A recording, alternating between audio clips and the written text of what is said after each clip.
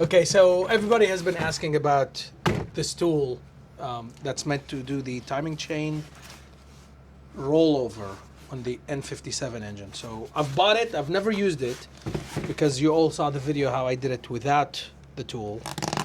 And this is the tool from BMW. It was about, I want to say $300 or $400, something like that. There you go. Yeah.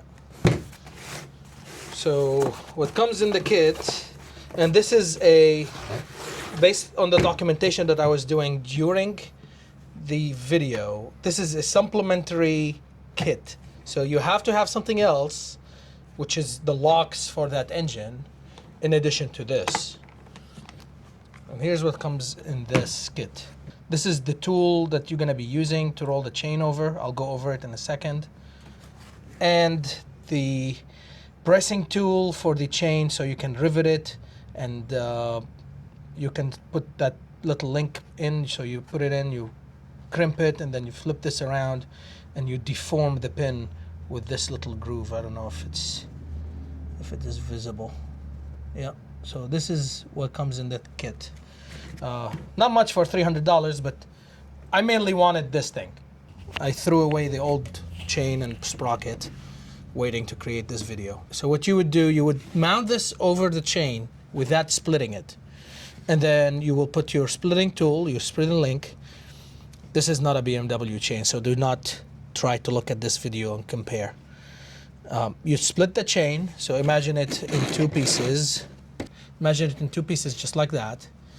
As you rotate the engine and the engine spins, this would go up and this would go down with the engine, rather than allowing it to skip. Because at all times, the tool is holding the chain onto the sprocket. This is the purpose of this.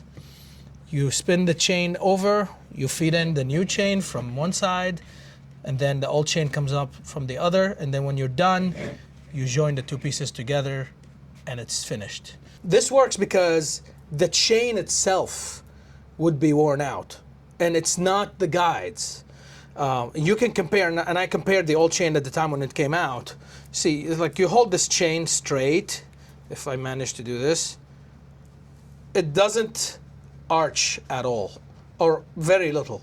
The old chain that came out of the car was so loose, and like it goes almost 90 degrees down. So it was pretty worn. These pins where they go in through the links were very, very worn, and that causes a little bit of slack in each one, and that adds up, and therefore the chain becomes longer. This was the problem that happened to that car.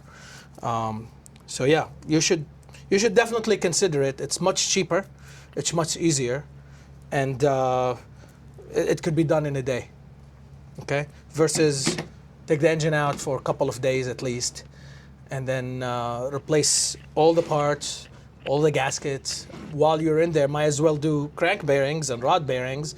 And also, this engine has a common problem with the vacuum pump going bad, which is part of the oil pump, so might as well also swap that. So if you want to sit and start critiquing of what you should replace and what you shouldn't replace, might as well just swap the entire engine while you're at it, or replace everything that goes bad when you take it out.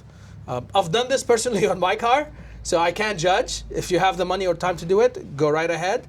But it's not fair to tell somebody this is not a good idea to replace only the top chain versus nothing. Yeah, this is done by BMW engineers that knew what the problem is and fixed it. And yes, you could argue they would have never introduced this problem to begin with if they knew what they were doing, which is also a fair point.